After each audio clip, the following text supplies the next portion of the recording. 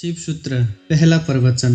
जीवन सत्य की खोज की दशा। सूत्र सुप्रकाश आनंद स्वरूप भगवान शिव को नमन। अब शिव सूत्र प्रारंभ। चैतन्य आत्मा है, ज्ञान बंध है, योनि वर्ग और कला शरीर है, उद्यम ही भैरव है। शक्ति चक्र के संधान से विश्व का संहार हो जाता है। व्याख्या। जीवन सत्य की खोज दो मार्गों से हो सकती है। एक पुरुष मार्ग है, आक्रमण का, हिंसा का, छीन झपट का। एक स्त्री का मार्ग है, समर्पण का, प्रतिक्रमण का। विज्ञान पुरुष का मार्ग है, विज्ञान आक्रमण है। धर्म स्त्री का मार्ग है, धर्म नमन है। इसे बहुत ठीक से समझ ले। इसलिए पूर्व के सभी शास्त्र परमात्मा को नमस्कार से शुरू होते हैं, और वह नमस्कार केवल औपचारिक नहीं है, वह केवल एक परंपरा और रीति नहीं है। वह नमस्कार इंगित है कि मार्ग समर्पण का है, और जो विनम्र है केवल वही उपलब्ध हो सकेगा। और जो आक्रामक है, अहंकार से भरे है, जो सत्य को भी छीन झपट करके पाना चाहते हैं, जो सत्य के भी मालिक होने की आकांक्षा रखते हैं, जो परमात्मा के द्वार पर एक सैनिक की भांति पहुँचे हैं विजय करने, वे हार जाएंगे। वो क्षुद्र को भला छीन झपट ले, विराट उनका ना हो सकेगा। वो व्यर्थ को भला लूट कर घर ले आए, लेकिन जो सार्थक है वो उनकी लूट का हिस्सा ना बनेगी। इसलिए विज्ञान व्यर्थ को खोज लेता है, सार्थक चूक जाता है। मिट्टी, पत्थर, पदार्थ के संबंध में जानकारी मिल जाती है, लेकिन आत्मा और परमात्मा की जानकारी छूट जाती है। ऐसे ही जैसे तुम राह चलती एक स्त्री पर हमला कर दो, बलात्कार हो जाएगा। स्त्री का शरीर भी तुम कब्जा कर लोगे, लेकिन उसकी आत्मा तुम्हें ना मिल सकेगी, उसका प्रेम तुम ना पा सकोगे। तो जो लोग आक्रमण की तरह जाते हैं परमात्मा की तरफ, वो बलात्कारी है। वो परमात्मा के शरीर पर भला कब्जा कर ले, इस प्रकृति पर जो दिखाई पड़ती है, जो दृश्य है, उसकी चीरफाड़ कर ले, विश्लेषण कर ले, उसके कुछ राज खोज ले, लेकिन उनकी खोज वैसी ही क्षुद्र होगी जैसे किसी पुरुष ने किसी स्त्री पर हमला किया हो और बलात्कार किया हो। स्त्री का शरीर तो उपलब्ध हो जाएगा,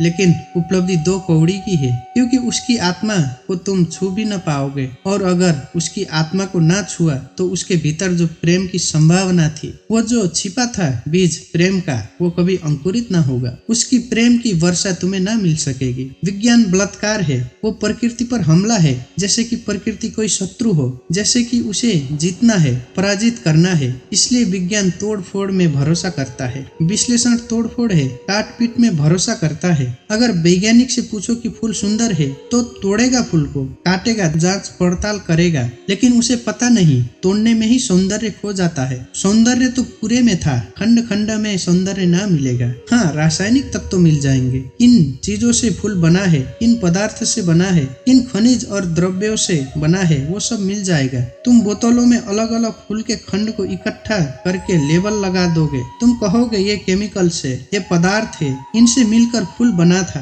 लेकिन तुम एक भी ऐसे बोतल ना भर पाओगे जिसमें तुम कह सको यह सौंदर्य है। जो फूल में भरा था सौंदर्य तिरोहित हो जाएगा। अगर तुमने फूल पर आक्रमण किया तो फूल की आत्मा तुम्हें ना मिलेगी, शरीर ही मिलेगा। विज्ञान इसीलिए आत्मा में भरोसा नहीं करता। भरोसा करे भी कैसे? इतनी चेष्टा के बाद भी आत्मा की कोई झलक नहीं मिलती, झलक मिलेगी ही नहीं। इसलिए नहीं कि आत्मा नहीं है, बल्कि तुमने जो ढंग चुना है वह आत्मा को पाने का ढंग नहीं। तुम जिस द्वार से प्रवेश किए हो वो क्षुद्र को पाने का द्वार है। आक्रमण से जो बहुमूल्य है वह नहीं मिल सकता। जीवन का रहस्य तुम्हें मिल सकेगा अगर नमन के द्वार से तुम गए। अगर तुम झुके, तुमने प्रार्थना की, तो तुम प्रेम के केंद्र तक पहुंच पाओगे। परमात्मा को रिझाना करीब करीब एक स्त्री को रिझाने जैसा है। उसके पास अति प्रेमपूर्ण, अति विनम्र, प्रार्थना से भरा हृदय चाहिए, और जल्दी वहाँ नहीं है। तुमने जल्दी की कि तुम चूके, वहाँ बड़ा धैर्य चाहिए। तुम्हारी जल्दी और उसका हृदय बंद हो जाएगा, क्योंकि जल्दी भी आक्रमण की खबर है। इसलिए जो परमात्मा को खोजने चलते हैं उनके जीवन का ढंग दो शब्दों में समाया हुआ है, प्रार्थना और प्रतीक्षा। प्रार्थना से शास्त्र शुरू होते हैं और प्रतीक्षा पर पूरे होते हैं। प्रार्थना से खोज इसलिए शुरू होती है। इस शास्त्र का पहला चरण है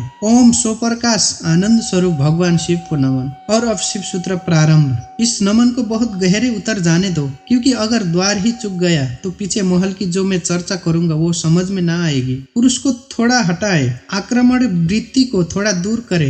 यह समझ कुछ बुद्धि से आने वाली नहीं है, हृदय से आने वाली है। यह समझ कुछ तुम्हारे तर्क पर निर्भर ना करेगी, यह तुम्हारे प्रेम पर निर्भर करेगी। इस शास्त्र को तुम समझ पाओगे, लेकिन वो समझ ऐसी ना होगी जैसे कोई गणित को समझता है। वो समझ ऐसी होगी जैसे कोई काव्य को समझता है। कविता पर तुम झपट नहीं पड़ते, तुम कविता का धीरे धीरे स्वाद लेते हो, चुस्की लेते हो, जैसे कोई चाय को पीता है। तुम उसे गटक नहीं जाते, वह कोई कड़वी दवा नहीं है। तुम उसका स्वाद लेते हो, चुस्की लेते हो, धीरे धीरे उसके स्वाद को लीन होने देते हो। और एक ही कविता को समझना हो तो बहुत बार पढ़ना पड़ता है। एक गणित को तुमने एक बार समझ लिया, फिर दोबारा करने की कोई जरूरत नहीं रह जाती। गणित समाप्त हो गया, कविता कभी समाप्त नहीं होती, क्योंकि हृदय का कोई और छोर नहीं है। और तुम जितना ही प्रेम करते हो उतना ही उद्घाटित होता है। इसलिए पूर्व में हम शास्त्र का अध्ययन नहीं करते, हम शास्त्र का पाठ करते हैं। अध्ययन शास्त्र का हो भी नहीं सकता। अध्ययन का अर्थ है एक बार समझ लिया फिर कचरे में फेंक दिया, जैसे कि बात खत्म हो गई।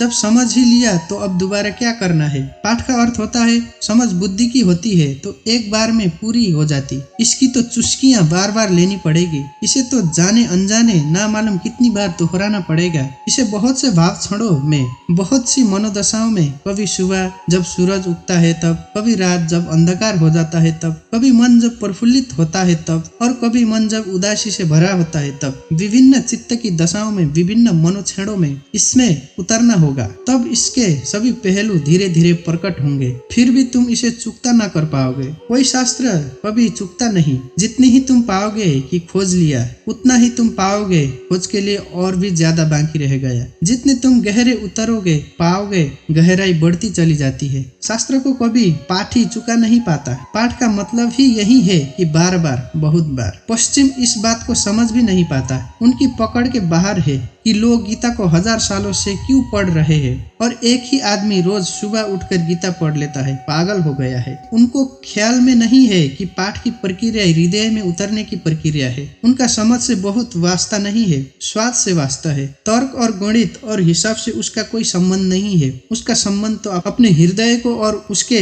बीच की जो दूरी है उसको मिटाने से है। धीरे धीरे हम इतने लीन हो जाएं उसमें कि पाठी और पाठ एक हो जाए, पता ही ना चले कि कौन गीता है और कौन गीता का पाठ है। ऐसे भाव से जो चले वो स्त्री का भाव है, वो समर्पण की धारा है।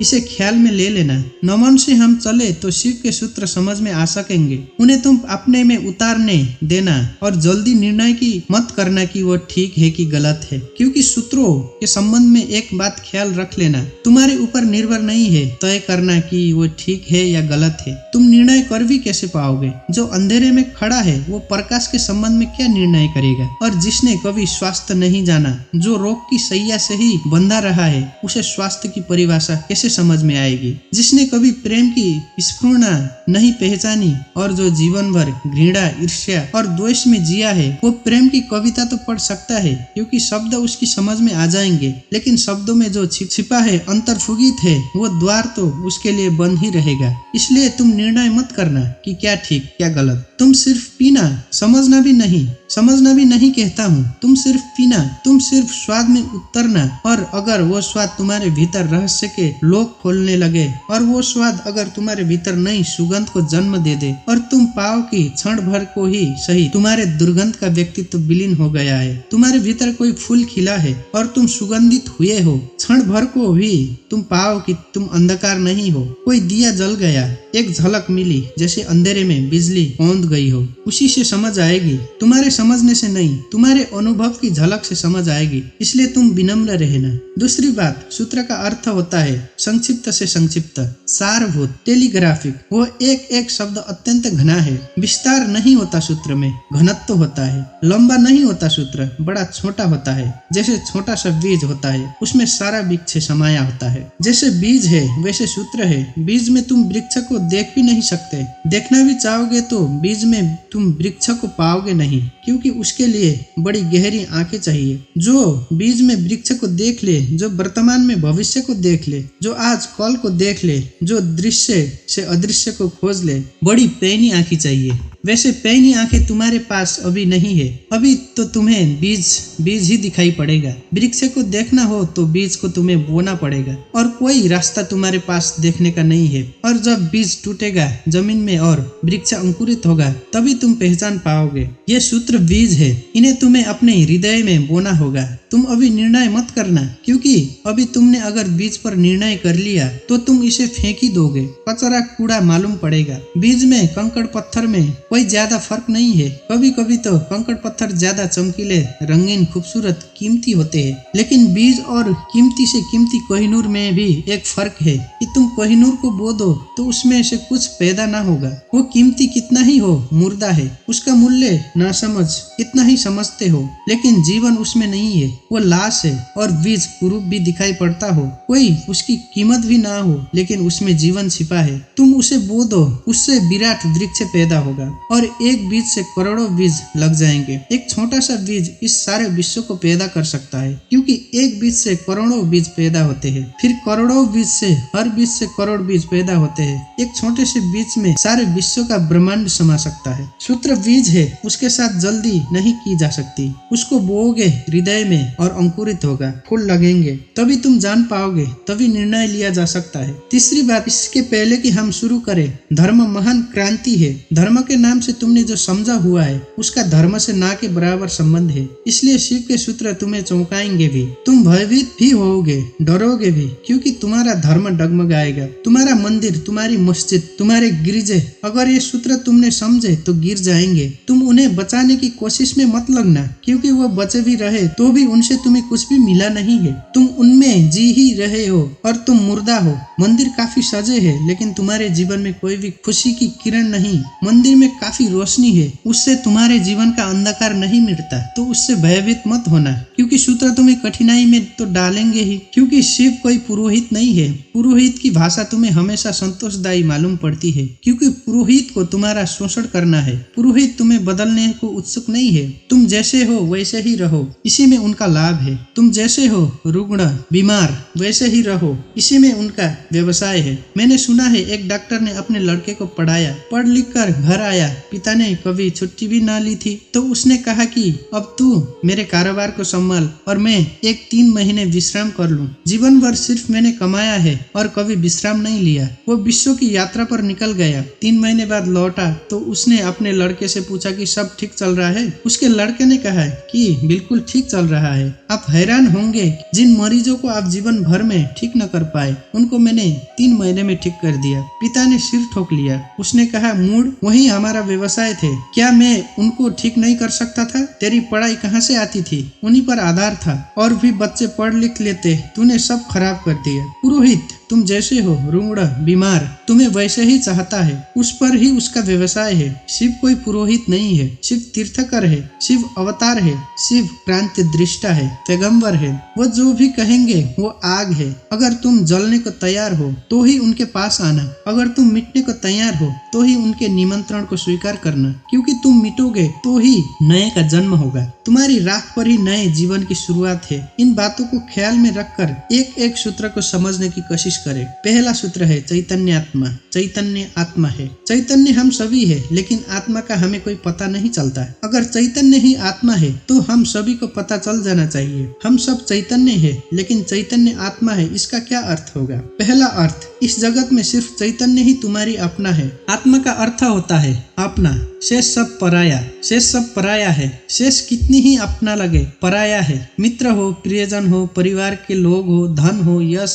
पद, प्रतिष्ठा हो, बड़ा साम्राज्य हो, वो सब जिसे तुम कहते हो मेरा, वो धोखा है, क्योंकि वह सभी मृत्यु तुमसे छीन लेगी। मृत्यु कसौटी है, कौन अपना है कौन पराया है। मृत्यु जिससे तुम्हें अलग कर दे वो पराया था, और मृत्यु तुम्हें जिससे अलग ना कर पाए वो अपना था। आत्मा का अर्थ है जो अपना है, लेकिन जैसे ही हम सोचते हैं अपना, वैसे ही दूसरा प्रवेश कर जाता है। अपने का मतलब ही होता है कोई दूसरा जो अपना है। तुम्हें ये ख्याल ही नहीं आता कि तुम्हारे अतिरिक्त तुम्हारा अपना कोई भी नहीं है, हो भी नहीं सकता। और जितने देर तुम भटके रहोगे इस धारा में कि कोई दूसरा अपना है, उतने दिन व्यर्थ गए, उतना जीवन जीवन अकारण बीता। उतना समय तुमने सपने देखे, उतने समय में तुम जाग सकते थे, मोक्ष तुम्हारा होता। तुमने कचरा इकट्ठा किया, सिर्फ तुम ही तुम्हारे हो। ये पहला सूत्र, मेरा अतिरिक्त मेरा कोई भी नहीं है। ये बड़ा क्रांतिकारी सूत्र है, बड़ा समाज विरोधी, क्योंकि समाज जीता इसी आधार पर है कि दूसरे अपने हैं, जाति के लोग अपने हैं, देश के लोग अपने हैं। मेरा देश, मेरी जाति, मेरा धर्म, मेरा परिवार, मेरे का सारा खेल है।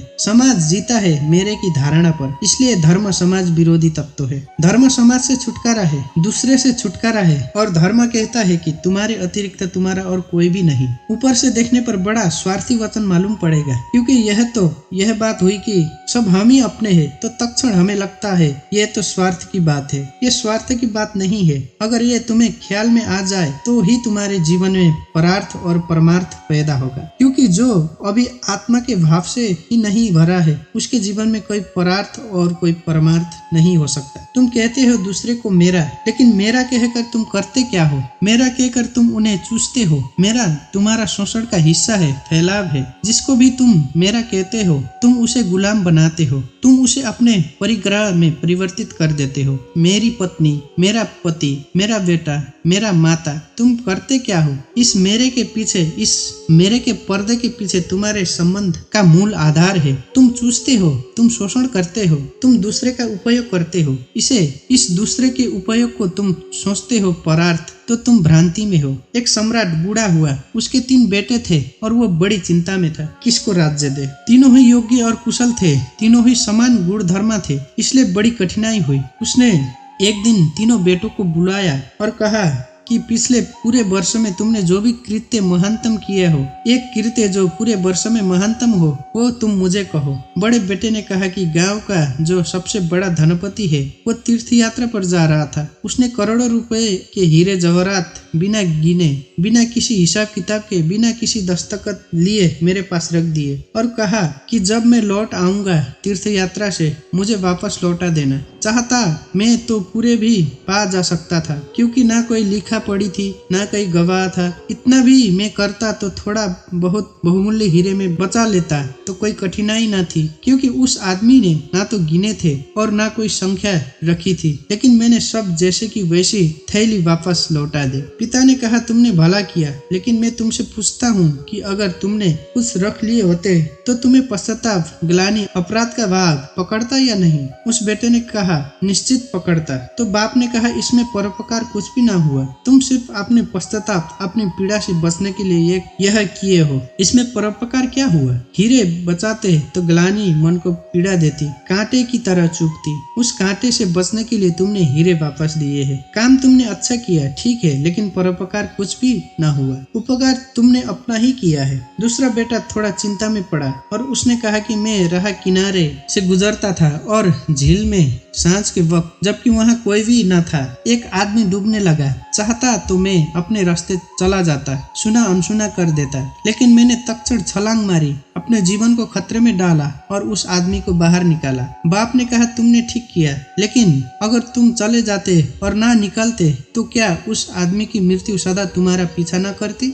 तुम अनसुनी कर देते ऊपर से, लेकिन भीतर तो तुम सुन चुके थे उसकी चित्कार आवाज की बचाओ। क्या सदा सदा के लिए उसका प्रेत तुम्हारा पीछा ना करता? उसी भय से तुमने छलांग लगाई, अपनी जान को खतरे में डाला, लेकिन परोपकार तुमने कुछ किया हो इस भ्रांति में पड़ने का कोई कारण नहीं है। तीसरे बेटे ने कहा कि मैं गुजरता था जंगल से और एक पहाड़ की कगार पर मैंने एक आदमी को सोया हुआ देखा, जो कि नींद में अगर एक भी करवट ले तो सदा के लिए समाप्त हो जाएगा, क्योंकि दूसरी तरफ महान खड्ड था। मैं उस आदमी के पास पहुंचा और जब मैंने देखा कि वो कौन है तो वो मेरा जानी दुश्मन था। मैं चुपचाप अपने रास्ते पर जा सकता था, या अगर मैं अपने घोड़े पर सवार उसके पास से भी गुजरता तो मेरे बिना कुछ किए शायद सिर्फ मेरे गुजरने के कारण वो करवट लेता और खड्ड में गिर जाता। लेकिन मैं आहिस्ते से जमीन पर सरकता हुआ उसके पास पहुंचा कि कहीं मेरे आहट में वो गिर न जाए, और वो भी मैं जानता था कि वो आदमी बुरा है। मेरे बचाने पर भी वो मुझे गालियां ही देगा। उसे मैंने हिलाया, आहिस्ते से जगाया और वह आदमी गांव में मेरे खिलाफ बोलता फिर रहा है, क्योंकि वो आदमी कहता है मैं मरने ही वहां गया था। इस आदमी ने वहां भी मेरा पीछा किया। ये जीने तो देता नहीं, इसने मरने भी ना दिया। पिता ने कहा, तुम 2 से बेहतर हो, लेकिन परोपकार ये भी नहीं है। क्यों? क्योंकि तुम अहंकार से फूले नहीं समा रहे हो कि तुमने कुछ बड़ा कार्य कर दिया। बोलते हो तो तुम्हारी आंखों की चमक और हो जाती है, कहते हो तो तुम्हारा सीना फूल जाता है। और जिस कृत्य से अहंकार निर्मित होता हो वो परोपकार ना रहा। बड़े सूक्ष्म मार्ग से तुमने अपने अहंकार को उससे भर लिया। तुम सोच रहे हो तुम बड़े धार्मिक और परोपकारी हो, तुम इन 2 से बेहतर हो, लेकिन मुझे राज्य के मालिक के लिए किसी चौथी की ही तलाश करनी पड़ेगी। जब तुम परोपकार करते हो तब तुम कर नहीं सकते, क्योंकि जिसे अपना ही पता नहीं है वो परोपकार करेगा कैसे। तुम चाहे सोचते हो कि तुम कर रहे हो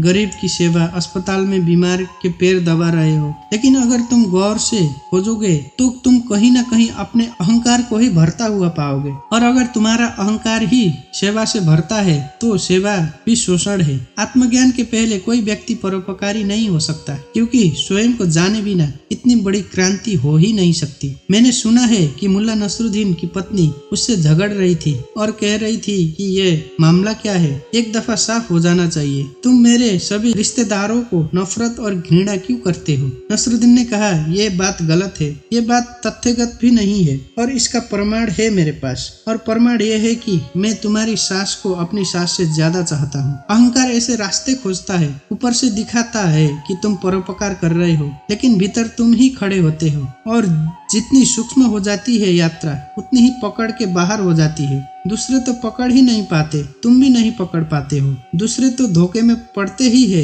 तुम भी अपने दिए धोखे में घूम जाते हो, भटक जाते हो। हम सभी ने अपनी अपनी भूल भुलैया बना ली है। उसमें हमने दूसरों को धोखा देने के लिए ही शुरू किया था सारा उपाय, आयोजन। यह हमने कभी सोचा न था कि अपनी बनाई भूल भुलैया में हम खुद ही खो जाएंगे, लेकिन हम खो गए हैं। पहली बात स्मरण रखो, तुम्हारे अतिरिक्त तुम्हारा कोई भी नहीं है। जैसे ये स्मरण सघन है कि चैतन्य ही आत्मा है, बस चैतन्य ही मैं हूँ और सब पर है, पराया है, विजातीय है, वैसे ही तुम्हारे जीवन में क्रांति की पहली किरण प्रविष्ट हो जाती है। वैसे ही तुम्हारे और समाज के बीच एक दरार पड़ जाती है। वैसे ही तुम्हारे और तुम्हारे संबंधों के बीच एक दरार पड़ जाती है। लेकिन आदमी अपनी तरफ देखना नहीं चाहता। देखना कठिन भी है, क्योंकि देखने के पहले जिस प्रक्रिया से गुजरना पड़ता है वो बहुत संघातक है। एक मारवाड़ी व्यापारी एक फिल्म अभिनेत्री के प्रेम में पड़ गया। वैसे बात अनहोनी थी। मारवाड़ी और व्यापारी प्रेम से सदा दूर ही रहता है, लेकिन अनहोनी भी घटती है। प्रेम में तो पड़ गया, लेकिन व्यापारी का संदेह भरा चित्ता, तो उसने एक जासूस नियुक्त कर दिया अभिनेत्री के पीछे कि तू पता लगा इसका चरित्र तो ठीक है ना, इसके पहले कि मैं प्रस्ताव करूं विवाह का, सब बात पक्की कागज पर साफ हो जानी चाहिए। जासूस ने बड़ी खोजबीन की। 7 दिन बाद उसने रिपोर्ट भी भेज दी। रिपोर्ट आई कि इस स्त्री का चरित्र एकदम निर्दोष, निष्कलंक है। ऐसी कोई बात कभी इसके संबंध में नहीं सुनी गई, नहीं जानी गई जिससे संदेह पैदा हो, सिर्फ एक बात को छोड़कर। पिछले कुछ दिनों से एक संदिग्ध मारवाड़ी के साथ ये देखी जाती है। वो संदिग्ध मारवाड़ी वो स्वयं थे। आंख दूसरे को देखती है, हाथ दूसरे को छूते हैं, मन दूसरे को सोचता है, और तुम सदा अंधेरे में खड़े रह जाते हो। तुम्हारी हालत वही है जो दिया तले अंधेरे की होती है। दिए की रोशनी सब पर पड़ती है, सिर्फ तुम्हें छोड़ देती है। इसलिए तुम भटकते हो उस रोशनी में, सब तरफ, सब दिशाओं में यात्रा करते हो और एक अपरिचित रह जाते हो, और वही तुम हो। पहला सूत्र है चैतन्य आत्मा है। इस सूत्र को गहरे बीज की तरह अपने हृदय में उतर जाने दो। व्यर्थ है सारे जगत की यात्रा अगर तुम अपने से अपरिचित रह गए। अगर स्वयं को ना जान पाए और सब भी जान लिया तो वो सारा ज्ञान भी इकट्ठे जोड़ में अज्ञान सिद्ध होगा। अगर अपने को ना देख पाए और सारा जगत देख डाला, चांद तारे छान डाले, तो भी तुम अंधे ही रहोगे, क्योंकि आंख तो उसी को मिलती है जो स्वयं को देख लेता है। ज्ञान तो उसी को मिलता है जो स्वयं से परिचित हो जाता है। जो चैतन्य के प्रकाश में नहा लेता है वही पवित्र है, और कोई तीर्थ नहीं, चैतन्य तीर्थ है। और चैतन्य तुम्हारा स्वभाव है, उससे तुम क्षण भर को भी पार नहीं गए हो। लेकिन दिया तले अंधेरा है, तुम उससे दूर जा भी नहीं सकते, चाहो तो भी। लेकिन भ्रम पैदा हो सकता है कि तुम बहुत दूर चले गए हो। तुम सपना देख सकते हो संसार में, लेकिन सपना सत्य नहीं हो सकता। सत्य तो सिर्फ एक बात है, वो है तुम्हारा चैतन्य स्वभाव। चैतन्य आत्मा है तो पहली तो बात कि मेरा सिवाय चैतन्य और कोई भी नहीं, ये भाव तुम में सघन हो जाए तो संन्यास का जन्म हुआ, क्योंकि मेरे अतिरिक्त भी मेरा कोई हो सकता है, यही भाव संसार है। इसलिए पहले सूत्र में बड़ी क्रांति है। पहली नीचगारी शिव फेंकते हैं तुम्हारी तरफ, और वो ये है कि तुम जान लो कि तुम ही बस तुम्हारे हो, बाकी कोई तुम्हारा नहीं। इससे बड़ा विषाद मन को पकड़ लेगा, क्योंकि तुमने दूसरे के साथ बड़े संबंध बना रखे हैं, बड़े सपने संजो रखे हैं, दूसरे के साथ तुम्हारी बड़ी आशाएं जुड़ी है। माँ देख रही है कि बेटा बड़ा होगा, बड़ी आशाएं जुड़ी है। बाप देख रहा है कि बेटा बड़ा होगा, बड़ी आशाएं जुड़ी है, और इन सारी आशाओं में तुम अपने को खो रहे हो। यही तुम्हारे पिता भी इन्हीं आशाओं को कर कर के समाप्त हुए तुम्हारे लिए। तुमसे क्या उन्हें मिला? यही आशाएं कर कर के तुम समाप्त हो जाओगे। तुम्हारे बेटे से तुम्हें कुछ मिलेगा नहीं, और तुम्हारा बेटा भी यही मूर्ता जारी रखेगा। वो अपने बेटों से आशाएं करेगा। नहीं, अपनी तरफ देखो, ना तो पीछे ना आगे, कोई भी तुम्हारा नहीं है। कोई बेटा तुम्हें नहीं भर सकेगा,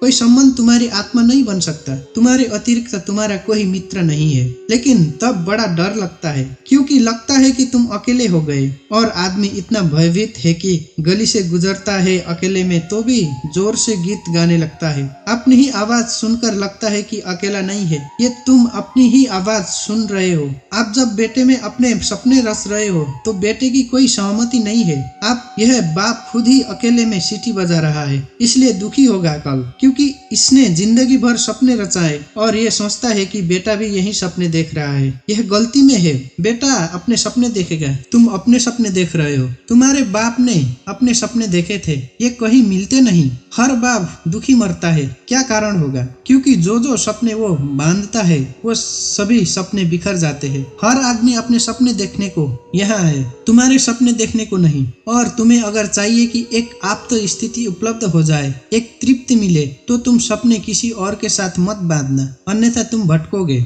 संसार का इतना ही अर्थ है कि तुमने अपने सपनों की नाव दूसरे के साथ बांध रखी है। संन्यास का अर्थ है कि तुम जाग गए और तुमने एक बात स्वीकार कर ली, कितनी ही कष्टकर हो, कितनी ही दुष्पूर्ण मालूम पड़े प्रथम, और कितनी ही संघातक पीड़ा अनुभव हो कि तुम अकेले हो। सब संग साथ झूठा है। इसका यह अर्थ नहीं कि तुम भाग जाओ हिमालय, क्योंकि जो हिमालय की तरफ भाग रहा है उसे अभी सात संग सार्थक है, झूठा नहीं हुआ। क्योंकि जो चीज झूठी हो गई उससे भागने में कोई भी सार्थकता नहीं है। कोई भी सुबह जागकर भागता तो नहीं कि सपना झूठा है, भागूं इस घर से, सपना झूठा हो गया, बात खत्म हो गई, उसमें भागना क्या है। लेकिन एक आदमी है जो भाग रहा है पत्नी से, बच्चों से, इसका भागना बताता है। इसने सुन लिया होगा कि सपना झूठा है, लेकिन अभी इसे खुद पता नहीं चला। कल तक यह पत्नी की तरफ भागता था, अब पत्नी की तरफ पीठ करके भागता है। लेकिन दोनों ही अर्थों में पत्नी सार्थक थी। एक जैन संत हुए गणेश वर्णी, वर्षों पहले उन्होंने पत्नी त्याग दी। साधु पुरुष थे, कोई 20 वर्ष त्याग के बाद काशी में थे, तब खबर आई कि पत्नी मर गई है। उनके मुंह से जो वचन निकला वो याद रख लेने जैसी है। उन्होंने कहा, चलो झंझट मिटी। उनके भक्त ने इस वचन का अर्थ लिया कि बड़ी वीतरागता है। थोड़ा सोचा तो साफ हो जाएगा कि वीतरागता बिल्कुल नहीं है, क्योंकि जिस पत्नी को 20 साल पहले छोड़ दिया उसकी झंझट अभी कायम थी तो ही मिट सकती है। गणित बिल्कुल सीधी और साफ है। ये पत्नी जो 20 साल पहले छोड़ दी, किसी न किसी तरह छाया की तरह पीछे चल रही होगी, ये मन में कहीं सवार होगी। इसका उपद्रव कायम था। 20 साल भी इसके उपद्रव को मिटा नहीं पाए थे। छोड़ने के बाद यह मन सतत सोचता रहा होगा, पक्ष में विपक्ष में। पत्नी के मरने पर यह वचन की चलो झंझट मिटी। पत्नी के संबंध में कुछ भी नहीं बताते, सिर्फ पति के संबंध में बताते हैं कि ये आदमी भाग तो गया छोड़कर, लेकिन छोड़ ना पाया। और गणेश वर्णी साधु पुरुष थे, इसलिए थोड़ा सोच लेना, साधु पुरुष भी बड़ी भ्रांति में रह सकते हैं। उनके चरित्र में, आचरण में कोई भूल चूक न थी। वो मर्यादा के पुरुष थे, ठीक ठीक नियम से चलते थे। वहाँ कोई जरा भी दरार नहीं पा सकता, जरा त्रुटि नहीं पा सकता। सब आचरण ठीक थे, साधुता पूरी थी, फिर भी भीतर कोई बात चूक गई। हिमालय पहुंच गए, झंझट साथ चली गई। फिर दूसरी बात भी समझ लेनी जैसी है, और वो ये कि अगर पत्नी के मरने का पहला ख्याल ये आया कि झंझट मिटी, तो कहीं जाने अनजाने अचेतन में पत्नी की मृत्यु की आकांक्षा भी छिपी रही होगी।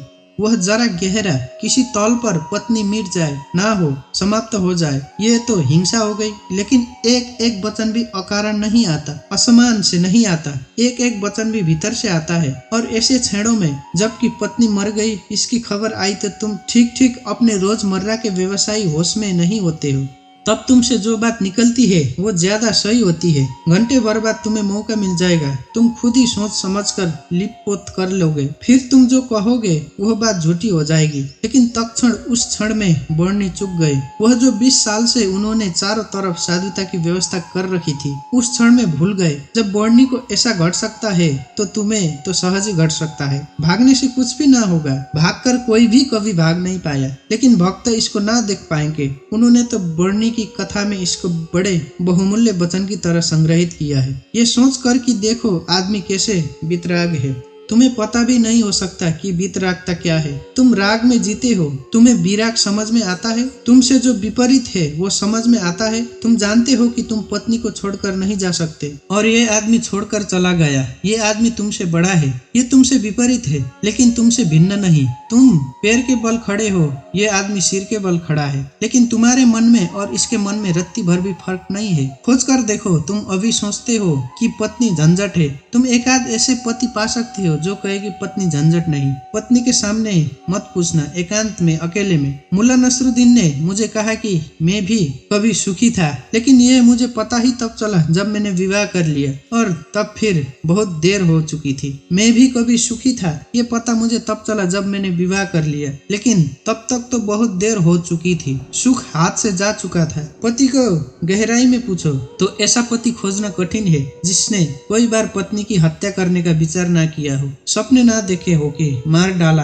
पत्नी को। सुबह उठकर वो भी कहेगा ऐसा बेहुदा सपना। लेकिन अचेतन आकांक्षा है जिससे झंझट पैदा होती है, उसे मिटा देने का मन सीधा तर्क है। लेकिन झंझट दूसरे से कभी पैदा होते ही नहीं। पत्नी में अगर कोई उपद्रव होता तो कौन तुम्हें रोकता था? तुम सब भाग गए होते हिमालय। उपद्रव पत्नी में नहीं है, क्योंकि तुम हिमालय जाकर फिर पत्नी खोज लोगे। उपद्रव तुम्हारे भीतर है। तुम अकेले नहीं रह सकते, तुम्हें कोई दूसरा चाहिए। अकेले में तुम डरते हो, कोई दूसरा तब तुम निश्चित मालूम पड़ते हो। क्यों? दूसरे की मौजूदगी से आश्वासन मिलती है। दुख में सुख में कोई साथी है, जीवन में मृत्यु में कोई साथी है। लेकिन अकेलापन स्वभाव है, और जिस व्यक्ति ने यह अनुभव कर लिया कि आत्मा ही बस मेरी है, उसने अपने अकेलेपन को अनुभव कर लिया। भागने की कोई भी जरूरत नहीं तो झंझट पीछे चली जाएगी। तुम जहाँ हो वहीं रहना। रत्ती भर भी बाहर कोई फर्क करने की आवश्यकता नहीं है, लेकिन भीतर तुम अकेले हो जाना। भीतर तुम कैवल्य को अनुभव करना कि मैं अकेला हूँ, कोई संगी साथी नहीं। और ये तुम दोहराना मत, क्योंकि दोहराने की कोई जरूरत नहीं है कि रोज सुबह बैठकर तुम दोहराओ कि मैं अकेला हूँ, कोई संगी साथी नहीं। इससे कुछ भी ना होगा। ये दोहराना तो सिर्फ यही बताएगा कि तुम्हें अभी ख्याल नहीं हुआ। इससे समझना यह तथ्य है कि तुम अकेले हो। समझने में अड़चन है, वही तपश्चर्या है। तब का अर्थ नहीं है कि तुम धूप में खड़े हो जाओ। आदमी को छोड़कर सभी पशु पंक्षी धूप में खड़े हैं, उनमें से कोई भी मोक्ष नहीं चला जा रहा। और तब का अर्थ ये नहीं है कि तुम भूखे खड़े हो जाओ, अनशन कर लो, उपवास कर लो, क्योंकि आधी दुनिया वैसे ही भूखी मर रही है। कोई उपवास करके मोक्ष नहीं पहुंच जाता है। शरीर को गला दो, जला दो, उससे कुछ हल नहीं है। वो सिर्फ आत्महिंसा है और महानतम पाप है। और सिर्फ मूढ़ उस पाप में उतरते हैं। जिन्हें थोड़ा भी बोध है वो ऐसी नासमझियां ना करेंगे। दूसरे को भूखा मारना अगर गलत है तो खुद को भूखा मारना सही कैसे हो सकता है? दूसरे को सताना अगर हिंसा है तो खुद को सताना अहिंसा कैसे हो सकता है? सताने में हिंसा है। किसको तुम सताते हो इससे क्या फर्क पड़ता है? जो हिम्मतवर है वो दूसरे को सताते हैं, जो कमजोर है वो खुद को सताते हैं। क्योंकि दूसरे को सताने में एक खतरा है, दूसरा बदला लेगा। खुद को सताने में वो खतरा भी नहीं है, कौन बदला लेगा? कमजोर अपने को सताते हैं। तुमने कभी ख्याल किया, अगर पुरुष नाराज हो जाए तो वो पत्नी को पीटता है, अगर पत्नी नाराज हो वो खुद को पीटती है। यह जो पत्नी है वो साधुओं का प्रतीक है। कमजोर अपने को पीट लेता है, क्या करे? ताकतवर दूसरे को पीटता है, क्योंकि उसमें खतरा तो है ही कि दूसरा क्या करेगा कौन जाने। कमजोर आत्महिंसक हो जाता है और ताकतवर परहिंसक होता है। और धार्मिक वो है जो अहिंसक है, ना वो दूसरे को सताता है ना खुद को सताता है। सताने की बात ही व्यर्थ है। तपश्चर्या का अर्थ है कि तुमने यह सत्य स्वीकार कर ली कि तुम अकेले हो, कोई उपाय नहीं है संगी साथी का। तुम कितना ही चाहो, कितनी ही आंखें बंद करो, सपने देखो तुम अकेले ही रहोगे। जन्मों जन्मों से तुमने घर बसाए, परिवार बसाए, मिटाए, लेकिन तुम अकेले ही रहे हो। तुम्हारे अकेलेपन में रत्ती भर भी फर्क नहीं पड़ता। जिसने यह जान लिया, स्वीकार कर लिया कि मैं अकेला हूँ, उसके लिए इंगित है इस सूत्र में चैतन्य आत्मा है, वही तुम्हारा और कोई तुम्हारा नहीं। और दूसरी बात इस सूत्र में है, वह है चैतन्य। आत्मा कोई सिद्धांत नहीं है कि तुम शास्त्र में पढ़ो और मान लो। आत्मा कोई जैसे गुरुत्व का सिद्धांत है, ऐसा कोई सिद्धांत नहीं है। आत्मा एक अनुभव है, सिद्धांत नहीं। और अनुभव है चैतन्य की तीव्रता का। इसलिए तुम जितने चैतन्य होते जाओगे उतना ही तुम्हें आत्मा का पता चलेगा। तुम जितने बेहोश होते जाओगे उतना ही तुम्हें अपना पता नहीं चलेगा। और तुम करीब करीब बेहोश हो। जो आत्मा को जानना चाहता है उसे किसी दर्शन शास्त्र की जरूरत नहीं है। उसे चैतन्य को जगाने की प्रक्रिया चाहिए, उसे विधि चाहिए जिससे वो ज्यादा चेतन हो जाए। जैसे कि आग को तुम उकसाते हो, राख जम जाती है, तुम उकसा देते हो, राख झड़ जाती है, अंगारे झलकने लगते हैं। ऐसे ही तुम्हें कोई प्रक्रिया चाहिए जिससे तुम्हारी राख झड़े और अंगारा चमके, क्योंकि उसी चमक में तुम पहचानोगे कि तुम चैतन्य हो। और जितने तुम चैतन्य हो उतने ही तुम आत्मवान हो। जिस दिन तुम पाओगे कि मैं परम चैतन्य हूँ, उस दिन तुम परमात्मा हो। तुम्हारी चेतना की मात्रा ही तुम्हारी आत्मा की मात्रा होगी। लेकिन अभी तुम करीब करीब बेहोश हो।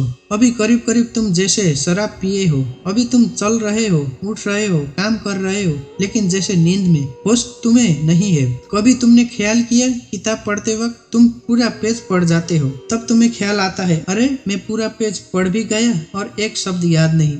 तुमने कैसे पढ़ा होगा पूरा पेज? तुम पढ़ सकते हो सोए सोए, मन कहीं और रहा होगा। तुम पढ़ गए, तब तुम्हें होश पता चला कि ये तो पूरा पेज व्यर्थ गया। तुम कोई बार रास्ते से चलते हो, तुम पूरा रास्ता चल जाते हो, तब तुम्हें ख्याल आता है कि तुम चल रहे हो। तुम काम करते हो और तुम्हें पता नहीं चलता कि तुम कर रहे हो। तुम बेहोशी में जी रहे हो और चैतन्य आत्मा है। और तुम पूछते हो क्या आत्मा है? तुम चाहते हो कोई प्रमाण दे, तुम चाहते हो कोई सिद्ध करे, कोई तर्क से तुम्हें समझा दे तो तुम भी मान लो, नहीं तो तुम नास्तिक हो जाओगे। नास्तिकता बेहोशी का सहज परिणाम है, आस्तिकता होश का फल है। जितना तुम्हारा होश बढ़ेगा तो जरूरत नहीं है कि तुम मानो कि आत्मा है, क्योंकि कोई नासमझ मान रहे हैं, उससे कुछ हल नहीं होता। इस मुल्क में तो सभी मानते हैं कि आत्मा है, लेकिन इससे क्या फर्क पड़ता है? तुम्हारे जीवन में कोई क्रांति इससे आती नहीं। शायद तुम इसलिए मान लेते हो कि 1000 साल से दोहराया जा रहा है।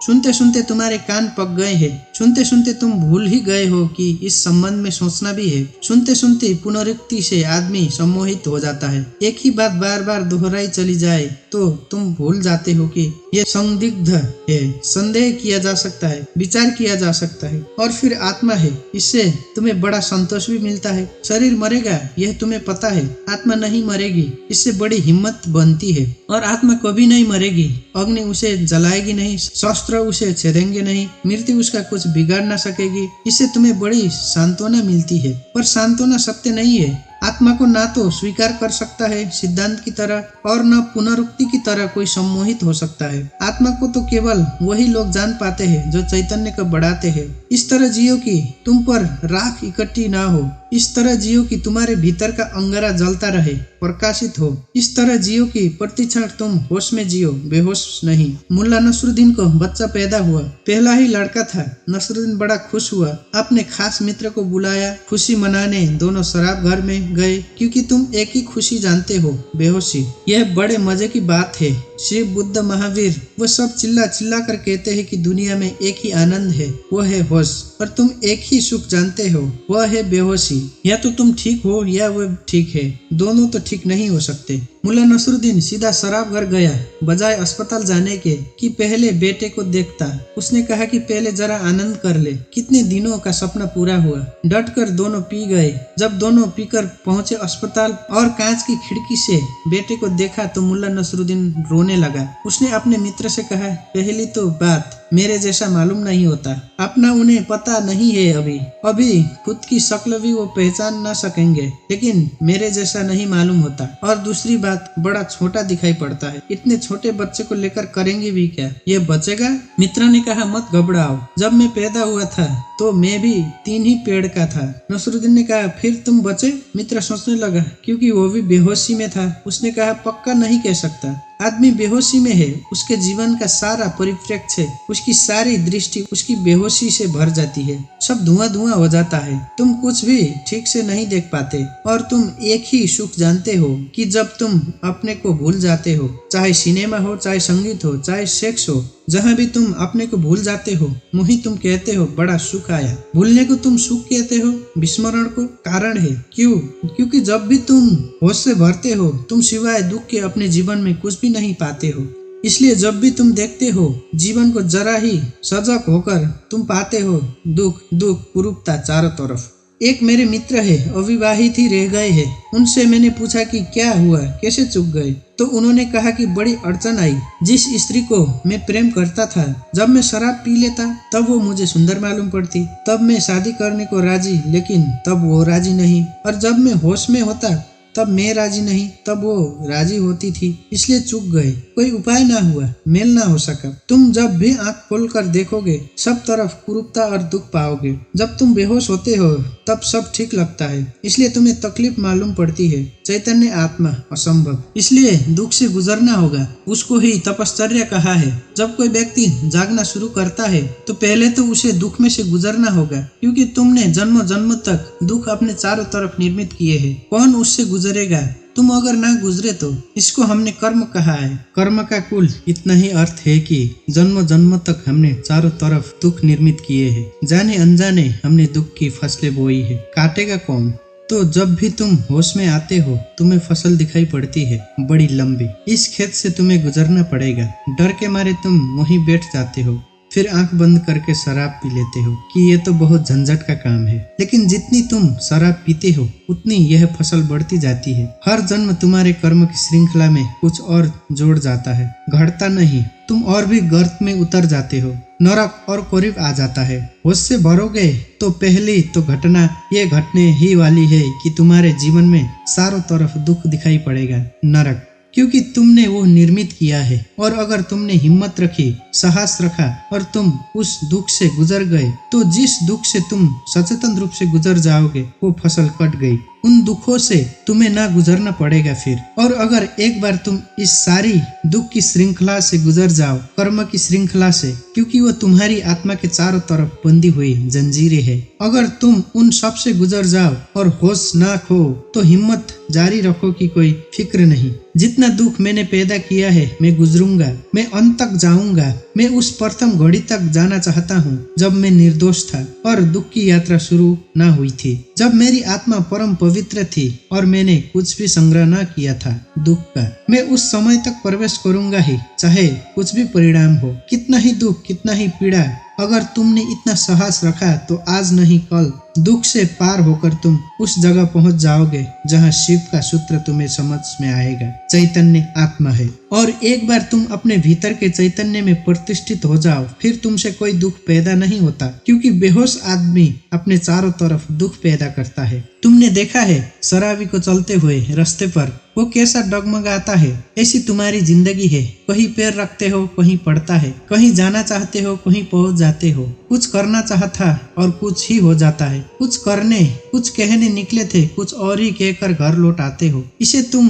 रोज देख रहे हो, फिर भी तुम समझ नहीं पाते कि यह क्यों हो रहा है। तुम गए थे किसी से क्षमा मांगने और झगड़ा करके वापस आ गए। होश में हो तुम बात प्रेम की कर रहे हो, दुश्मनी हो गई। एक आदमी शराब पिए आकाश की तरफ देखता हुआ चला जा रहा था। एक कार उसके पास से निकली, वह मुश्किल ड्राइवर बचा पाया। गाड़ी रोककर ड्राइवर ने कहा, महानुभाव, अगर आप नहीं देखते वहाँ जहाँ आप जा रहे हैं तो फिर आप वहीं चले जाएंगे जहाँ आप देख रहे हैं। और हम सब, हमें कुछ पता भी नहीं कि हम कहाँ जा रहे हैं, क्यों जा रहे हैं, कहाँ देख रहे हैं, क्यों देख रहे हैं, चले जा रहे हैं। क्योंकि एक बेचैनी है भीतर जो बैठने भी नहीं देती, एक शक्ति है भीतर जो चलाए चली जाती है। फिर हम जो भी करते हैं उस सब के उल्टे परिणाम आते हैं। लोग मेरे पास आते हैं, वो कहते हैं हमने बदी तो कभी की नहीं, नेकी की और फल बदी मिल रही है। ऐसा हो नहीं सकता कि तुम नेकी करो और फली में बदी मिले। ऐसा हो नहीं सकता कि तुम आम के बीज बो और नीम के फल लगे। ऐसा हो नहीं सकता। इतना ही हो सकता है कि तुम ऐसे बेहोश में बोए हुए होगे। बोए तुमने नीम के ही बीज, तुम होश में ना थे, क्योंकि वृक्ष से थोड़े ही झूठ बोलेगा। तुम ही कहीं बोते वक्त भूल में पड़े होगे। तुम जब नेकी भी करते हो तब भी तुम्हारा नेकी करने का मन नहीं होता। तुम सच भी बोलते हो तो तुम दूसरे को चोट पहुंचाने के लिए सच बोलते हो। तुम सच बोलते हो दूसरे के अपमान के लिए। तुम सच बोलते हो जैसे तुम सच का उपयोग एक घातक हथियार की तरह कर रहे हो। तुम्हारे सत्य कड़वे होते हैं। सत्य के कड़वे होने की कोई भी जरूरत नहीं है, लेकिन मजा तुम्हें कड़वेपन में है। सत्य में तुम्हें मजा भी नहीं है। तुम्हारा झूठ सदा मीठा होता है, तुम्हारा सत्य सदा कड़वा होता है। बात क्या है? क्या कड़वापन सत्य का स्वभाव है? क्या मिठास झूठ का हिस्सा है? नहीं, झूठ को तो तुम चलाना चाहते हो, तुम उसे मीठा बनाते हो, क्योंकि अगर वो मीठा ना होगा तो चलेगा नहीं। एक तो झूठ चलना मुश्किल मिठास के सहारे ही चलेगा। जैसे कड़वी दवा की गोली पर हम मीठी परत चढ़ा देते हैं। बच्चा मीठा गोली समझकर खा लेता है, और जब तक कड़वेपन का पता चलता है तब तक गोली भीतर जा चुकी है। तुम झूठ को मीठा बनाते हो क्योंकि तुम झूठ चलाना चाहते हो। तुम सत्य को कड़वा बनाते हो क्योंकि सत्य से तुम केवल चोट करना चाहते हो, उसको चलाना नहीं चाहते। तुम सत्य बोलते ही तब हो जब तुम सत्य का इस तरह उपयोग कर सको कि वो झूठ से बदतर साबित हो, तभी तुम बोलते हो। तुम बेहोश हो, तुम्हारे कृत्यों का तुम्हें कुछ पता नहीं है कि तुम क्या कर रहे हो। इसे थोड़ा हंसपूर्वक देखना शुरू करो। जो तुम बोलना चाहते हो वही बोलो, या तुम कुछ और बोल गए, या तुमने यही सोचा था बोलने के लिए जो तुम बोले। मार्क ट्वेन लौटता था एक रात। उसकी पत्नी ने पूछा, घर आया तो पत्नी ने पूछा, कैसा रहा व्याख्यान? वो व्याख्यान देने गया था। उसने कहा, कौन सा व्याख्यान? जो मैंने तैयार किया था वह, या जो मैंने वहां दिया वह, या मैं जो सोचता था कि देता वह? कौन सा व्याख्यान? एक तो आदमी तैयार करता है और एक आदमी फिर जो देता है, उसमें बड़ा फर्क है। और फिर एक जो घर लौटते वक्त वो सोचता है दिया होता। वे तीनों अलग अलग है। होश में हो, सब निशाने तुम्हारे चूक जाते हैं। तुम्हारी जिंदगी में कभी भी कोई निशान लगा? आंख बंद करके भी आदमी तीर चलाता रहे तो कभी न कभी निशान लगेगा। मैंने सुना है कि अगर बंद घड़ी भी दीवार पर टंगी रहे तो 24 घंटे में 2 बार सही समय बताएगी। तुम्हारी जिंदगी में ऐसा भी नहीं आया कि 2 बार भी तुमने सही समय बताया हो। तुम बंद घड़ी से गए बीते हो। अंधेरे में भी आदमी तीर चलाता रहे तो कभी न कभी निशाने पर लग जाएगा। तुम खुली आंख से होश में प्रकाश में तीर चलाते हो, कभी निशाने पर नहीं लगता। क्या बात होगी? मुल्ला नसरुद्दीन को बड़ा शौक था कि हिरण की शिकार करने का। तीसरी बार जब वो शिकार करने जंगल पहुंचा और जंगल के विश्राम गृह में उसने अपना सामान रखा और तैयारी की, और जब सूटकेस खोला उसमें एक बड़ी फोटो रखी थी और पत्नी ने उस फोटो के नीचे लिखा था, मुल्ला, हिरण इस तरह का होता है। उन्हें शिकार का शौक था लेकिन हिरण का पता नहीं था। तुम कुछ भी मार मुर कर घर आ जाओगे। हिरण, ठीक से फोटो देख लेना। तुम सब जगह चूक गए हो, वही तुम्हारी जीवन का दुख है। और चूकने का कुल कारण है कि तुम होश में नहीं हो। इसलिए जो भी करो होशपूर्वक करो। उठो तो भी होशपूर्वक, चलो तो भी होशपूर्वक। महावीर ने कहा है, विवेक से चलो, विवेक से बैठो, विवेक से भोजन करो, विवेक से बोलो, विवेक से सोओ तक। महावीर से कोई पूछता है कि साधु कौन, तो महावीर ने कहा है जो अमूर्छित है। और असाधु कौन, तो महावीर ने कहा है जो मूर्छित है। जो सोया सोया जी रहा है वो असाधु, जो जगह जगह जी रहा है वो साधु। यही शिव कह रहे हैं, चैतन्य आत्मा है। चैतन्य को बढ़ाओ, धीरे धीरे आत्मा की झलक तुम्हारे जीवन में आनी निश्चित है। दूसरा सूत्र है ज्ञानम बंधम। ज्ञानम बंधः, ज्ञान बंध है। बड़ी हैरानी का सूत्र है। ज्ञान के बहुत अर्थ है। एक तो जब तक तुम इस ज्ञान से भरे हो कि मैं हूँ, तब तक तुम अज्ञान में रहोगे, क्योंकि मैं अज्ञान है, अहंकार अज्ञान है। जिस दिन तुम आत्मा से भरोगे उस दिन हूँपन तो रहेगा, मैंपन नहीं रहेगा। मैं हूँ, इसमें से मैं तो कट जाएगा, सिर्फ हूँ रहेगा। इसे थोड़ा प्रयोग करके देखो। कभी किसी वृक्ष के नीचे शांत बैठकर खोजो कि तुम्हारी भीतर मैं कहाँ है। तुम कहीं भी ना पाओगे। हूँ तो तुम सब जगह पाओगे, मैं तुम कहीं भी ना पाओगे। सब जगह तुम्हें अस्तित्व मिलेगा, लेकिन अस्तित्व के साथ अहंकार तुम्हें कभी भी ना मिलेगा। अहंकार तुम्हारी निर्मित है, वह तुम्हारा बनाया हुआ है, वो झूठा है, वो असत्य है, उससे ज्यादा अप्रमाणिक और कुछ भी नहीं। वह काम चलाऊ है, उसकी संसार में जरूरत है, लेकिन उसका सत्य में कहीं भी कोई स्थान नहीं है। तो एक तो मैं हूँ, ये ज्ञान बंद का कारण है। मेरा बोध हूँपन का बोध नहीं। हूँपन का बोध तो शुद्ध है, उसमें कोई सीमा नहीं है। जब तुम कहते हो हूँ तो तुम्हारे हूँ में और वृक्ष के हूँ में कोई फर्क होगा? तुम्हारे हूँ में और मेरे हूँ में कोई फर्क होगा? जब तुम सिर्फ हो तो नदियाँ, पहाड़, वृक्ष सभी एक हो गए। जैसे ही मैंने कहा मैं, वैसे ही मैं अलग हुआ। जैसे ही मैंने कहा मैं, वैसे ही तुम टूट गए, पर हो गए। अस्तित्व से मैं पृथक हो गया। हूँपन ब्रह्म है और मैं मनुष्य की अज्ञान दशा है। जब तुम जानते हो कि सिर्फ हूँ, तब तुम्हारे भीतर केंद्र नहीं होता, तब सारा अस्तित्व एक हो जाता है। तब तुम उस लहर की तरह हो जो सागर में खो गई। अभी तुम उस लहर की तरह हो जो जमकर बर्फ हो गई है, सागर से टूट गई है। ज्ञानम बंधः, पहला तो ज्ञान बंद है, इस बात का ज्ञान कि मैं हूँ। दूसरा ज्ञान बंद है, वो सब ज्ञान जो तुम बाहर से इकट्ठा कर लिए हो, जो तुमने शास्त्रों से चुराया है, जो तुमने सद्गुरुओं से उधार लिया है, जो तुम्हारी स्मृति है, वो सब बंधन है। उससे तुम्हें मुक्ति ना मिलेगी। इसलिए तुम पंडित से ज्यादा बंधा हुआ आदमी ना पाओगे। मेरे पास सब तरह के लोग आते हैं, सब तरह के मरीज। उसमें पंडित से ज्यादा कैंसर ग्रस्त कोई भी नहीं। उसका इलाज नहीं है, वो लाइलाज है। उसकी तकलीफ यह है कि वो जानता है, इसलिए ना वो सुन सकता है ना वो समझ सकता है। तुम उससे कुछ बोलो, उसके पहले कि तुम बोलो उसने उसका अर्थ कर लिया है। उसके पहले कि वो तुम्हें सुने उसने व्याख्या निकाल ली है। शब्दों से भरा हुआ चित्त जानने में असमर्थ हो जाता है। वो इतना ज्यादा जानता है बिना कुछ जाने, क्योंकि सब जाना हुआ उधार है। शास्त्रों से अगर ज्ञान मिलता होता तो सभी के पास शास्त्र है, ज्ञान सभी को मिल गया होता। ज्ञान तो तब मिलता है जब कोई निशब्द हो जाता है, जब वह सभी शास्त्रों को विसर्जित कर देता है, जब वह उस सब ज्ञान को जो दूसरे से मिला है वापस लौटा देता है जगत को, जब वो उसे खोजता है जो मेरा मूल अस्तित्व है, जो मुझे दूसरे से ना मिला। इसे थोड़ा समझो। तुम्हारा शरीर तुम्हें माँ और पिता से मिला है। तुम्हारे शरीर में तुम्हारा कुछ भी नहीं है। आधा तुम्हारी माँ का दान है, आधा तुम्हारे पिता का दान है। फिर तुम्हारा शरीर तुम्हें भोजन से मिला है, वो जो रोज तुम भोजन कर रहे हो, 5 तत्वों से मिला हुआ। वायु है, अग्नि है, 5 तत्व है, उनसे तुम्हें मिला है। इसमें तुम्हारा कुछ भी नहीं है। लेकिन तुम्हारी चेतना तुम्हें 5 तत्वों में से किसी से भी नहीं मिली है। तुम्हारी चेतना तुम्हें माँ और पिता से भी नहीं मिली है। तुम जो जो जानते हो वो तुमने स्कूल विश्वविद्यालय से सीखा है, शास्त्रों से सुना है, गुरुओं से पाया है। वो तुम्हारे शरीर का हिस्सा है, तुम्हारी आत्मा का नहीं। तुम्हारी आत्मा तो वही है जो तुम्हें किसी से भी नहीं मिली है। जब तक तुम उस शुद्ध तत्व को ना खोज लोगे जो निपट तुम्हारा है, जो तुम्हें किसी से भी नहीं मिला है, न माँ ने दिया, न पिता ने, न समाज ने, न गुरु ने, न शास्त्र ने, वही तुम्हारा स्वभाव है।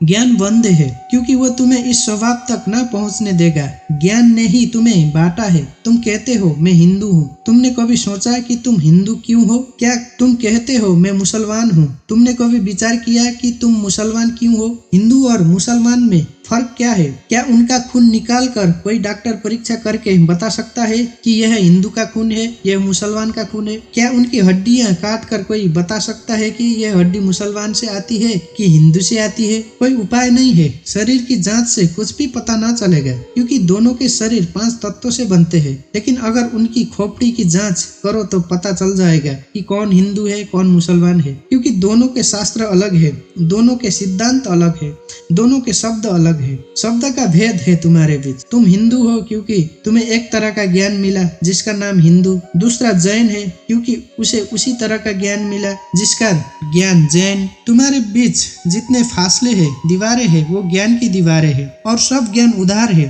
तुम एक मुसलमान बच्चे को हिंदू के घर में रख दो, वो हिंदू की तरह बड़ा होगा, वो ब्राह्मण की तरह जनेऊ धारण करेगा, वो उपनिषद और वेद के वचन उद्धृत करेगा।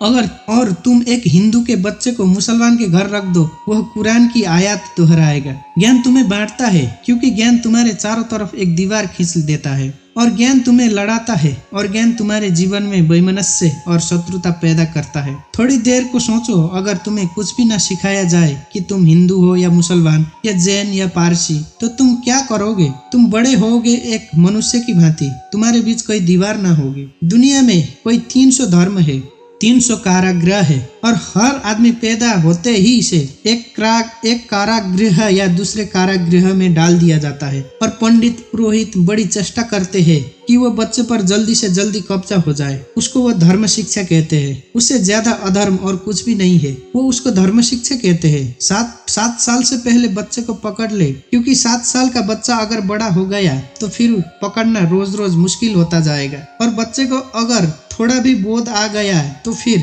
वो सवाल उठाने लगेगा, और सवाल का जवाब पंडितों के पास बिल्कुल नहीं है। पंडित सिर्फ मूढ़ों को तृप्त कर पाते हैं। जितनी कम बुद्धि का आदमी हो, पंडित से उतने जल्दी तृप्त हो जाता है। वो एक प्रश्न पूछता है, उत्तर मिल जाता है। तुम जाते हो पंडित से पूछते हो संसार किसने बनाया, वो कहते हैं भगवान ने। तुम प्रसन्न घर लौट आते हो बिना पूछे कि भगवान को किसने बनाया। अगर तुम दूसरा प्रश्न पूछते, पंडित नाराज हो जाता, क्योंकि उसे भी पता नहीं है, किताब में वो लिखा नहीं है। और फिर झंझट की बात है, परमात्मा को किसने बनाया। फिर तुम पूछते ही चले जाओगे, वो कोई भी जवाब दे, तुम पूछोगे उसको किसने बनाया। अगर गौर से देखो तो तुम्हारे पहले सवाल का जवाब दिया नहीं गया है। पंडित ने तुम्हें सिर्फ संतुष्ट कर दिया है, क्योंकि तुम बहुत बुद्धिमान नहीं हो। और बच्चे अबोध है, उनका अभी तर्क नहीं जगा, विचार नहीं जगा, अभी वो प्रश्न नहीं पूछ सकते। अभी तुम जो भी कचरा उनके दिमाग में डाल दो, वो उसे स्वीकार कर लेंगे। बच्चे सभी कुछ स्वीकार कर लेते हैं, क्योंकि वो सोचते हैं जो भी दिया जा रहा है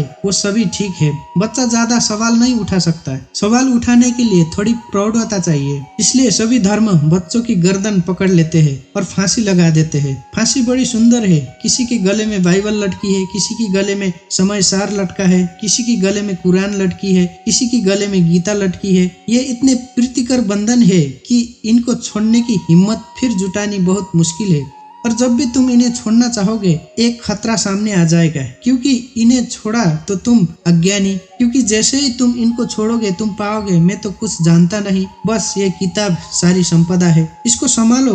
अपने अज्ञान को छिपाने का यही तो एक उपाय है। लेकिन अज्ञान छिपाने से अगर मिटता होता तो बड़ी आसान बात हो गई होती। अज्ञान छिपाने से बढ़ता है, जैसे कोई अपने घाव को छिपा ले, उससे कुछ मिटेगा नहीं, घाव और भीतर भीतर बढ़ेगा, मवाद पूरे शरीर में फैल जाएगी। शिव कहते हैं ज्ञान बंद है। ज्ञान सीखा हुआ, ज्ञान उधार, ज्ञान दूसरे से लिया हुआ बंधन का कारण है। तुम उस सब को छोड़ देना जो दूसरे से मिला है। तुम उसकी तलाश करना जो तुम्हें किसी से भी नहीं मिला। तुम उसकी खोज में निकलना, उस चेहरे की खोज में जो तुम्हारा है। तुम्हारे भीतर छिपा हुआ एक झरना है चैतन्य का, जो तुम्हें किसी से भी नहीं मिला, जो तुम्हारा स्वभाव है, जो तुम्हारी निज संपदा है, निजत्व है, वही तुम्हारी आत्मा है। तीसरा सूत्र है योनि वर्ग और कला शरीर है। योनि से अर्थ है प्रकृति, इसलिए हम स्त्री को प्रकृति कहते हैं। स्त्री शरीर देती है, वो प्रकृति की प्रतीक है। और कला का अर्थ है कर्ता का भाव। एक ही कला है, वो कला है संसार में उतरने की कला, और वह है कर्ता का भाव। इन दो चीजों से मिलकर तुम्हारा शरीर निर्मित होता है। तुम्हारे कर्ता का भाव, तुम्हारा अहंकार और प्रकृति से मिला हुआ शरीर। अगर तुम्हारे भीतर कर्ता का भाव है तो तुम्हें योग्य शरीर प्रकृति देती चली जाएगी। इसी तरह तुम बार बार जन्मे हो। कभी तुम पशु थे, कभी पंछी थे, कभी वृक्ष थे, कभी मनुष्य। तुमने जो चाहा है वो तुम्हें मिला है। तुमने जो आकांक्षा की है, तुमने जो कर्तृत्व की वासना की है, वही घट गया है। तुम्हारे कर्तृत्व की वासना घटना बन जाती है, विचार वस्तुएं बन जाते हैं। इसलिए बहुत सोच विचार कर वासना करना, क्योंकि सभी वासनाएं पूरी हो जाती है देर अबेर। अगर तुम बहुत बार देखते हो आकाश में पंछी को और सोचते हो कैसी स्वतंत्रता है पंछी को, काश हम पंछी होते, देर न लगेगी, जल्दी तुम पंछी हो जाओगे। तुम अगर देखते हो एक कुत्ते को संभोग करते हुए और तुम सोचते हो कैसी स्वतंत्रता है, कैसा सुख, जल्दी ही तुम कुत्ते हो जाओगे। तुम जो भी वासना अपने भीतर संग्रहित करते हो वह बीज बन जाती है। प्रकृति तो केवल शरीर देती है, कलाकार तो तुम ही हो, स्वयं को निर्माण करने वाले। अपने शरीर को तुमने ही बनाया है, यह कला का अर्थ है। कोई तुम्हें शरीर नहीं दे रहा है, तुम्हारी वासना ही निर्मित करती है। तुमने कभी ख्याल किया, रात तुम सोते हो तो आखिरी जो विचार होता है सोते समय, वही सुबह उठते वक्त पहला विचार होगा। रात भर तुम सोए रहे, जब वह बीज की तरह विचार भीतर पड़ा रहा, जो अंतिम था वो सुबह प्रथम होगा। तुम मरोगे इसी शरीर में, आखिरी मरते क्षण में तुम्हारे सारे जीवन की वासना संग्रहित होकर बीज बन जाएगी। वही बीज नया गर्भ बन जाएगा। जहाँ से तुम मिटे वहीं से तुम फिर शुरू हो जाओगे। तुम जो भी हो ये तुम्हारा ही कृत्य है, किसी दूसरे को दोष मत देना। यहाँ कोई दूसरा है भी नहीं जिसको दोष दिया जा सके। यह तुम्हारे ही कर्मों का संचित फल है। तुम जो भी हो, सुंदर कुरूप, दुखी सुखी, स्त्री पुरुष, तुम जो भी हो, ये तुम्हारे ही कृत्यों का फल है। तुम ही हो कलाकार अपने जीवन के। मत कहना कि भाग्य ने बनाया है, क्योंकि यह धोखा है और उस भांति तुम जिम्मेवारी किसी और पर टाल रहे हो। मत कहना कि परमात्मा ने भेजा है, तुम परमात्मा पर जिम्मेवार मत डालना, क्योंकि यह तरकीब है खुद के दायित्व से बचने की। इस कारागृह में तुम अपने ही कारण हो। जो व्यक्ति इस बात को ठीक से समझ लेता है कि अपने ही कारण मैं यहाँ हूँ, उसके जीवन में क्रांति शुरू हो जाती है। शिव कहते हैं योनि वर्ग और कला शरीर है, प्रकृति तो सिर्फ योनि है, वो तो सिर्फ गर्व है। तुम्हारा अहंकार उस योनि में बीज बनता है। तुम्हारे कर्तृत्व का भाव कि मैं यह करूं, मैं यह पाऊं, मैं यह हो जाऊं, उसमें बीज बनता है। और जहाँ भी तुम्हारे कर्तृत्व की कला और प्रकृति की योनि का मिलन होता है, शरीर निर्मित हो जाता है। इसलिए बुद्ध पुरुष कहते हैं सभी वासनाओं को छोड़ दो, तभी तुम मुक्त हो सकोगे। तुमने अगर स्वर्ग की वासना की तो तुम देवता हो जाओगे, लेकिन वो भी मुक्ति ना होगी, क्योंकि वासनाओं से कभी भी अशरीर की स्थिति पैदा नहीं होती। सभी वासनाओं से शरीर निर्मित होते हैं। जब तक तुम निर्वासना को उपलब्ध नहीं हो, जब तक तृष्णा तुमने पूरी ही नहीं छोड़ दी है, तब तक तुम नए शरीर में भटकते रहोगे। और शरीर के ढंग अलग हो, शरीर की मौलिक स्थिति एक जैसी है। शरीर के दुख समान है, चाहे पंछी का शरीर हो चाहे आदमी का शरीर हो। दुखों में कोई भेद नहीं, क्योंकि मौलिक दुख है आत्मा का शरीर में बन जाना, मौलिक दुख है कारागृह में प्रविष्ट हो जाना।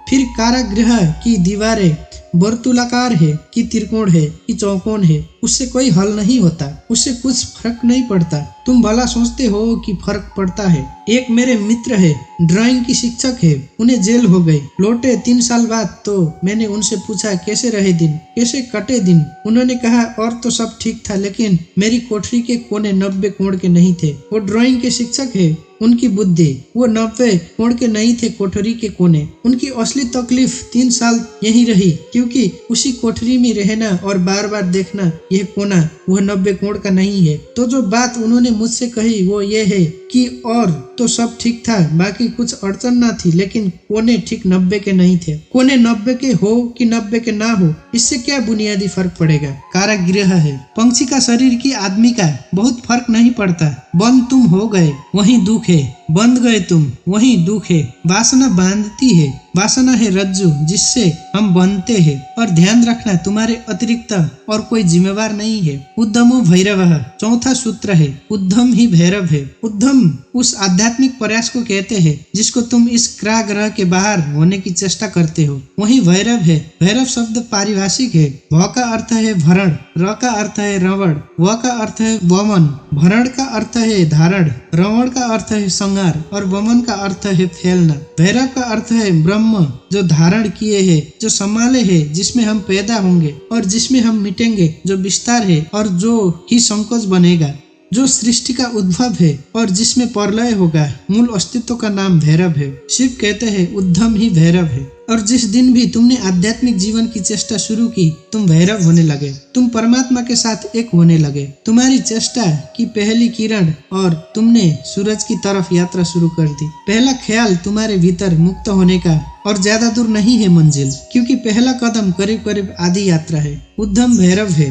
पाओगे, देर लगेगी, मंजिल पहुंचने में समय लगेगा, लेकिन तुमने चेष्टा शुरू की और तुम्हारे भीतर बीज आरोपित हो गया कि मैं उठूं, इस कारागृह के बाहर मैं जाऊं, शरीर से मुक्त होऊं, मैं हटूं वासना से, मैं अब और बीज न बोऊं इस संसार को बढ़ाने के, मैं और जन्मों की आकांक्षा ना करूं। तुम्हारे भीतर जैसे ये भाव सघन होना शुरू हुआ कि अब मैं मूर्छा को तोड़ूं और चैतन्य बनूं, वैसे ही तुम भैरव होने लगे, वैसे ही तुम ब्रह्म के साथ एक होने लगे। क्योंकि वस्तुतः तो तुम एक हो ही, सिर्फ तुम्हें स्मरण आ जाए। मूलतः तो तुम एक हो ही, तुम उसी सागर के झरने हो, तुम उसी सूरज की किरण हो, तुम उसी महाआकाश के एक छोटे से खंड हो।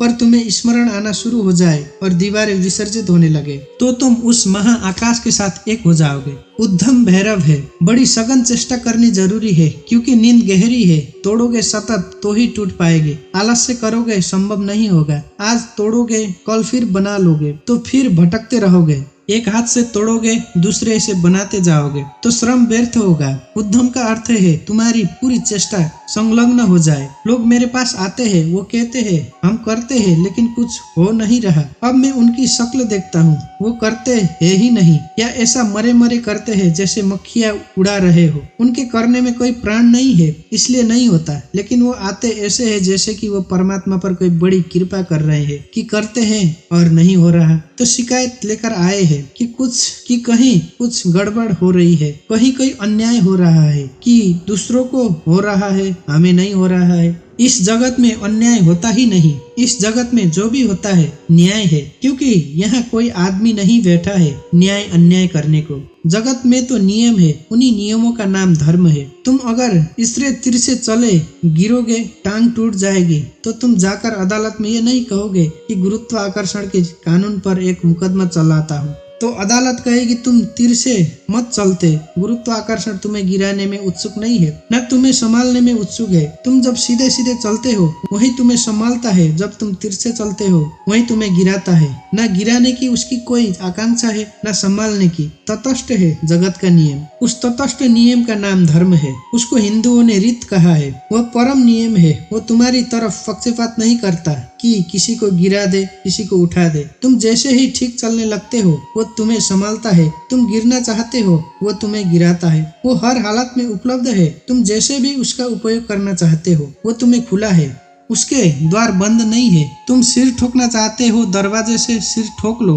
तुम दरवाजा खोलकर भीतर जाना चाहते हो, भीतर चले जाओ। वो तटस्थ है। उद्यम भैरव है। महान श्रम चाहिए। उद्यम का अर्थ है प्रगाढ़ श्रम। तुम्हारी समग्रता लग जाए श्रम में, उसका नाम उद्यम है, और तब देर न लगेगी तुम्हारे भैरव हो जाने में। चक्र के संधान से विश्व का संहार हो जाता है। 5वां सूत्र। और अगर तुमने ठीक उद्यम किया, अगर तुमने अपनी संपूर्ण ऊर्जा को संलग्न कर दिया चेष्टा में, सत्य की खोज, परमात्मा की खोज या आत्मा की खोज में, तो तुम्हारे भीतर जो शक्ति का चक्र है वो पूर्ण हो जाता है। अभी तुम्हारे भीतर शक्ति का चक्र पूर्ण नहीं है, कटा बटा है। वैज्ञानिक कहते हैं कि बुद्धिमान से बुद्धिमान आदमी भी अपनी 15% से ज्यादा प्रतिभा का उपयोग नहीं करता। 85% प्रतिभा ऐसे ही सड़ जाती है। यह तो बुद्धिमान आदमी की बात है। बुद्धू का क्या हिसाब, वह तो शायद करता ही नहीं। हम अपने शरीर की भी ऊर्जा का पूरा उपयोग नहीं करते, 5% ज्यादा से ज्यादा। तो अगर हम मंदे मंदे जीते हैं, अगर हमारा दिया टिमटिमाता लगता है, तो कसूर किसका है? तुम जीते ही नहीं पूरी तरह। जैसे तुम जीने से भी भयभीत हो कि लपट कहीं जोर से ना आ जाए। तुम डरे डरे हो, तुम कपते कपते जीते हो, तो फिर शक्ति का जो चक्र है तुम्हारे भीतर वो पूरा नहीं हो पाता। तो तुम्हारी गाड़ी ऐसे चलती है जैसे कभी कार को तुमने देखा हो, पेट्रोल कभी आता कभी नहीं आता, कभी कचरा आता, तो कार ऐसे चलती है जैसे हिचकी खा रही हो। बस ऐसा तुम्हारा जीवन है। हिचकी खाते तुम चलते हो। जरा जरा सी शक्ति के खंड खंड आते हैं, अखंड शक्ति नहीं हो पाती। जिस चीज में भी तुम अपनी पूरी शक्ति लगा दोगे, वो कोई भी हो चीज, अगर तुम चित्र बनाते हो और चित्रकार हो और तुमने अपनी पूरी शक्ति को चित्र बनाने में लगा दिया, पूरी की रत्ती भर बाकी ना बची, तो तुम वहीं से मुक्त हो जाओगे, क्योंकि वह उद्यम पूर्ण होते ही भैरव हो जाता है। अगर तुम एक मूर्तिकार हो और तुमने सब कुछ मूर्ति में समाहित कर दिया कि मूर्ति बनाते समय तुम ना बचे, बस मूर्ति ही बची, तो शक्ति का चक्र पूरा हो जाता है। जब तुम पूरी शक्ति को निमज्जित करते हो किसी भी कृत्य में, वही ध्यान हो जाता है। भैरव निकट है, मंदिर पास आ गया। 5वां सूत्र है शक्ति चक्र के संधान से विश्व का संहार हो जाता है। और जब भी तुम्हारी शक्ति का चक्र पूरा होता है, टोटल समग्र, अंश अंश नहीं, पूर्ण, उसी क्षण तुम्हारे लिए विश्व समाप्त हो गया। तुम्हारे लिए फिर कोई संसार नहीं है। तुम परमात्मा हो गए, तुम भैरव हो गए, तुम मुक्त हो। फिर तुम्हारे लिए ना कोई बंधन है, ना कोई शरीर है, ना कोई संसार है। पूर्ण शक्ति का प्रयोग स्मरण रखना। इस समाधि साधन शिविर में अगर तुमने पूरी शक्ति को लगाया, ऐसे ही ऊपर ऊपर नहीं ध्यान किए, पूरी शक्ति लगा दी, तो तुम अनुभव करोगे कि जिस क्षण शक्ति पूरी लग जाएगी, फिर क्षण भर की देर नहीं लगती। अचानक संसार खो जाता है, परमात्मा सामने आ जाता है। तुम्हारी शक्ति का पूरा लग जाना ही तुम्हारे जीवन की क्रांति हो जाती है। फिर संसार की तरफ पीठ, परमात्मा की तरफ मुंह हो जाता है। इसकी तुम्हें एक झलक भी मिल जाए तो फिर तुम वही ना हो सकोगे जो तुम पहले थे। उसकी एक झलक काफी है, फिर तुम्हारा जीवन उसी यात्रा में संलग्न हो जाएगा। तो ध्यान रखना, यहाँ पूरा अपने को डुबाना तो ही कुछ हो सकेगा। अगर तुमने थोड़ा भी अपने को बचाया तो तुम्हारा श्रम व्यर्थ है। जब तक श्रम उद्यम ना बन जाए, पूर्ण टोटल एफर्ट ना बन जाए, तब तक भैरव की उपलब्धि नहीं है। आज इतना ही।